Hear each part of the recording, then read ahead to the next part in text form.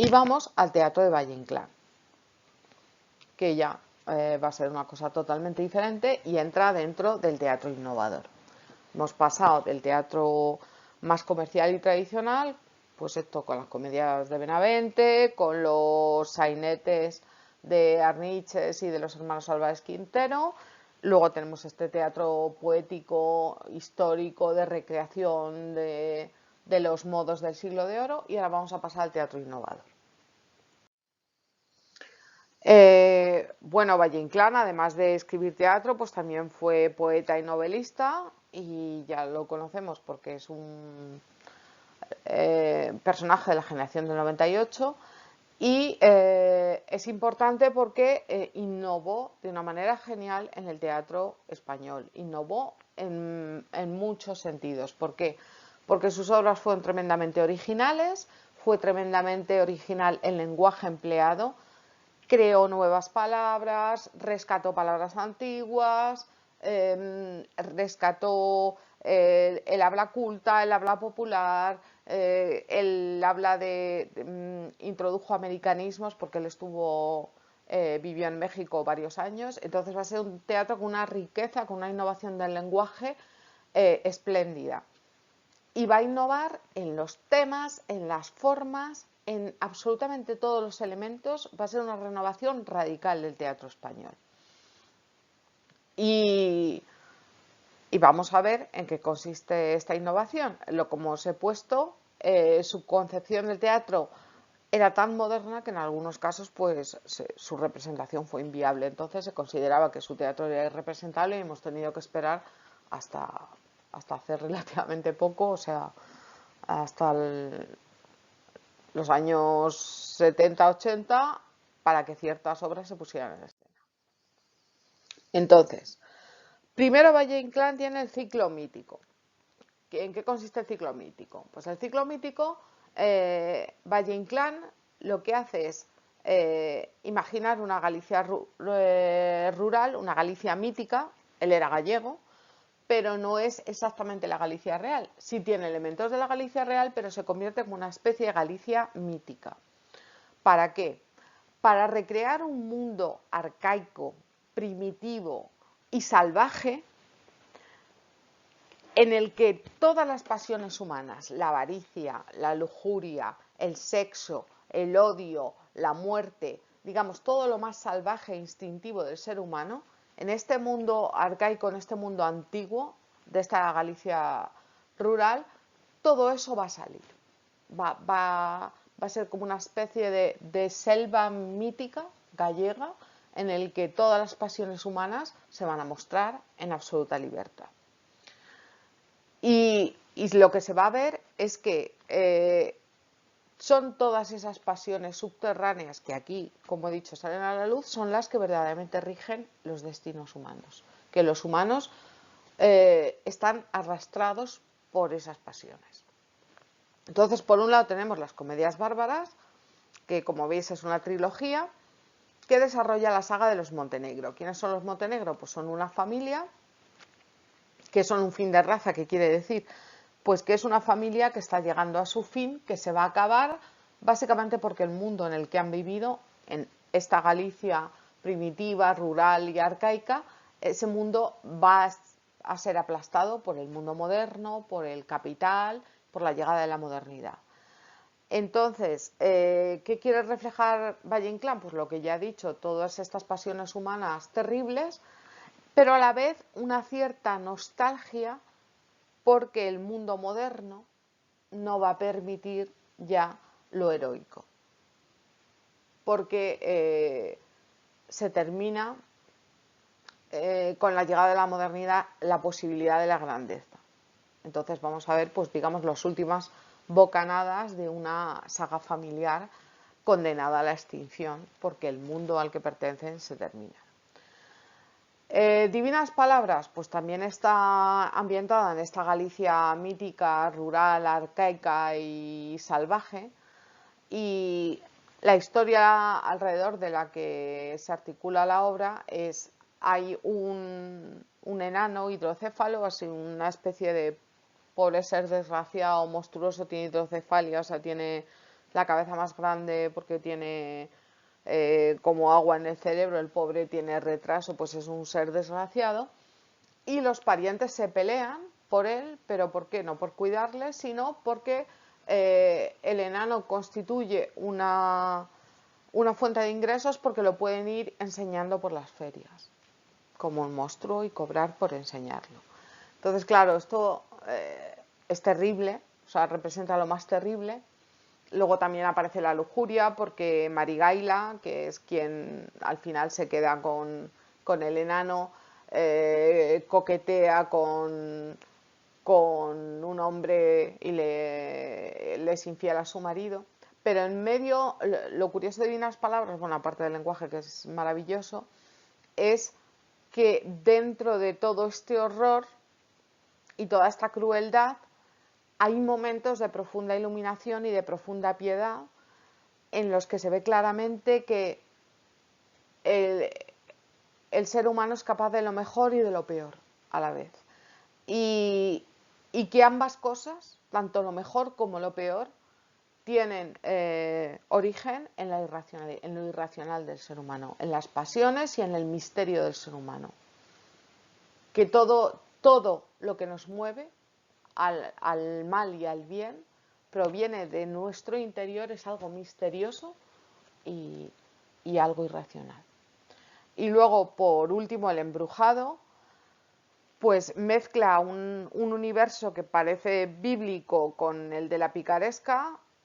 Otra vez aparecen la avaricia y la lujuria y todas las pasiones de una familia enfrentada, y al final pues lo que pasa que es que hay un niño, el niño para acá, el niño para allá, y al final pues el pobre niño acaba muerto por las avaricias y los odios y los enfrentamientos de una familia. Pero bueno, con lo que os tenéis que quedar es con esta idea de una Galicia mítica que representa, pues eso, las pasiones del ser humano y lo más alto y lo más bajo. Luego, después del ciclo mítico, vendría el ciclo de la farsa, que está constituido por estas 4 piezas que vemos aquí: la farsa infantil de la cabeza del dragón, la marquesa Rosalinda, la farsa de la enamorada del rey y la farsa y licencia de la reina castiza. En estas farsas se denominan así porque Valle Inclán lo que hace con sus personajes es someterlos a una deformación en el que aparecen como fantoches, como muñecos ridículos. Es una deformación presperpéntica. ¿Y para qué lo hace Valle Inclán? Pues para que algunos valores tradicionales y las figuras que los representan, pues la milicia, o sea, el ejército, la nobleza, el rey, los ministros, el poder político, también el pueblo, aparezcan ridiculizados y como muñecos. ¿Qué es lo que busca Valle Inclán? Pues mostrar el carácter grotesco de la realidad y desmitificar, pues desmitificar todos los valores tradicionales, tanto la iglesia como la nobleza, como la monarquía, tirarlo todo por tierra y mostrar lo ridículo y lo grotesco. Entonces, lo que intenta Valle Inclán es estos pilares tradicionales sobre los que se sustenta la sociedad, sacudirlos y, digamos, como arrancar el velo que les da esa respetabilidad, que le da la tradición y todo esto, y presentarlos pues como ridículos y grotescos y acabar con la ilusión de la grandeza.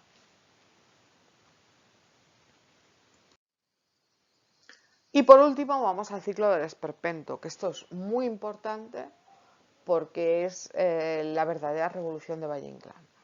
¿En qué consiste el esperpento? Y bueno, tenéis el texto aquí, en que Valle Inclán, en una entrevista de un periódico, explica en qué consiste el esperpento. ¿Cómo lo explica él? Pues él dice que hay 3 modos de mirar a los personajes de una obra teatral, que se les puede mirar de rodillas, cara a cara, o sea, al mismo nivel, y desde arriba.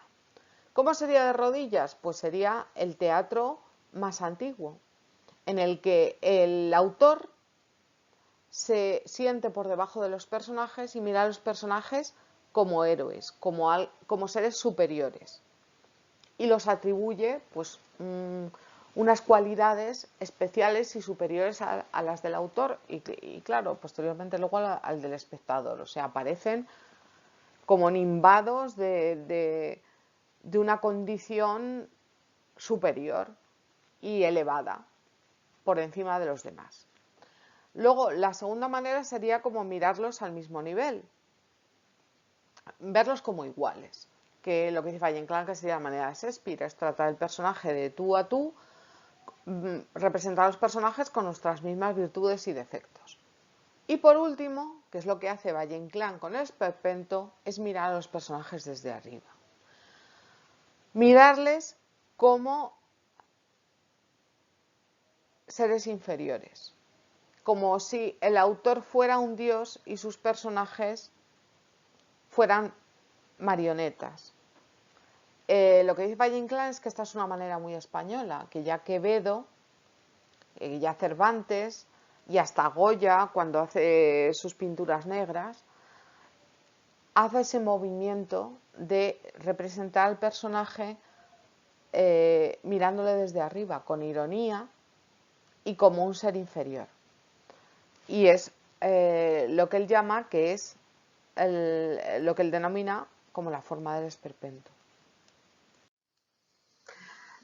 Entonces, ¿qué es lo que explica esta diapositiva? Que el esperpento rebasa los límites de lo literario porque es toda una estética, o sea, no es algo que existe solo en la literatura, sino que se puede extender a otras artes, como a la pintura o como al cine. Entonces, ya no es algo no circunscrito a la literatura, sino ni siquiera nacional, porque tiene un ámbito hasta europeo. Y como ya hemos dicho, pues tiene unos antecedentes tanto en la literatura como en la pintura españolas. ¿Cuál es la base del esperpento? Pues la base del esperpento es considerar que la realidad es algo tan deformado y tan grotesco que solo una estética deformada y grotesca puede representarla fielmente. Es como algo está torcido, solo se lo puede ver torciéndose uno. Entonces, esa es la fundamentación del esperpento. Valle Inclán dice, vivimos en un mundo dominado por la contradicción entre lo exterior y lo interior. Entre el exterior, que intentamos representar como formal, serio, respetable, y la fragilidad y el caos y las pasiones que tenemos en nuestro interior que nos hacen frágiles y pequeños. Y entonces, esta tensión entre lo exterior, lo que intentamos presentar, y lo interior, lo que en realidad somos, pues es lo que da lugar a lo grotesco y a la farsa. Entonces, ¿cómo quiere representar Valle Inclán pues esa tensión entre lo que queremos ser y lo que somos en la realidad, o lo que el mundo debería ser y lo que el mundo es en realidad, que al final pues es un fracaso, y es un fracaso grotesco, pues a través de este esperpento? ¿Cuáles son las características? Pues el contraste entre lo doloroso y lo grotesco, lo trágico y lo cómico. ¿Por qué? Porque el esperpento, que va a ver a los personajes, pues esto, como muñecos trágicos que están atravesados por su propia ridiculez y por su propia incapacidad, tienen el punto cómico de verles desde el ridículo, pero tienen el punto trágico de ver su incapacidad y su frustración y su dolor, precisamente por no conseguir ser más que grotescos. Entonces se mezcla lo trágico y se mezcla lo cómico. Luego, en el esperpento van a aparecer muchísimos personajes y continuos cambios de espacio y de tiempo. Valle Inclán estaba muy en contra del teatro que había traído, por ejemplo, Moratín, influido por el teatro neoclásico francés, que quería respetar las tres unidades clásicas, que todo ocurriera en un lugar, que solo hubiera un conflicto y que ocurría en un corto espacio de tiempo, y dice que eso no, que la época dorada de nuestro teatro, que es la época de Lope, que Lope y los otros dramaturgos del siglo de oro entendieron bien que hacía falta movimiento, y él va a recuperar ese movimiento y esa cantidad de personajes y ese ritmo y lo va a meter en sus obras. Otra característica importante es las acotaciones. Las acotaciones, que son estos fragmentos de texto que no es cuando hablan los personajes, sino que nos indican, nos dan indicaciones o sobre el lugar en el que se encuentran los personajes, o sobre cosas que ocurren en escena pero que no tienen que ver con lo que dicen los personajes, o sobre los sentimientos escénicos o las luces o los sonidos. En la obra de Valle-Inclán van a ser verdaderas obras de arte, las acotaciones. Son auténticas maravillas, con un lenguaje de una brillantez exquisita, y van a tener una calidad descriptiva que la pena es que cuando vas a ver la obra de teatro, las acotaciones no las vas a ver, porque solo vas a oír a los actores hablar. Esto es una cosa que se disfruta leyendo el Teatro Valle-Inclán, poder leer las acotaciones, que son maravillosas. Luego, Valle-Inclán va a emplear un lenguaje de una riqueza absoluta, en el que va a caber el lenguaje vulgar, el lenguaje culto, de diferentes áreas de España, de diferentes clases sociales. Van a entrar, como he dicho antes, americanismos, porque él consideraba que todo el caudal léxico de América Latina, que era una maravilla y que había que incorporarlo a nuestro idioma. Va a crear neologismos, él se va a inventar palabras. Entonces va a ser un lenguaje de una riqueza absoluta. Y no solo en el léxico, sino en la variedad de registros, porque ya, como he dicho, van a aparecer el habla popular, habla de diferentes regiones, el lenguaje más culto y literario, desde arriba hasta abajo, o sea, en el espacio y en la escala social se va a mover en todos los sentidos, y luego va a poner el lenguaje suyo propio. Entonces, este lenguaje va a servir para caracterizar a los personajes.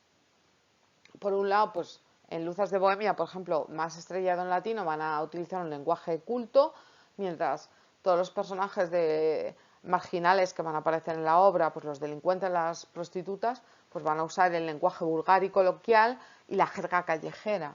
Van a aparecer palabras pues de la jerga de los delincuentes y del lumpen.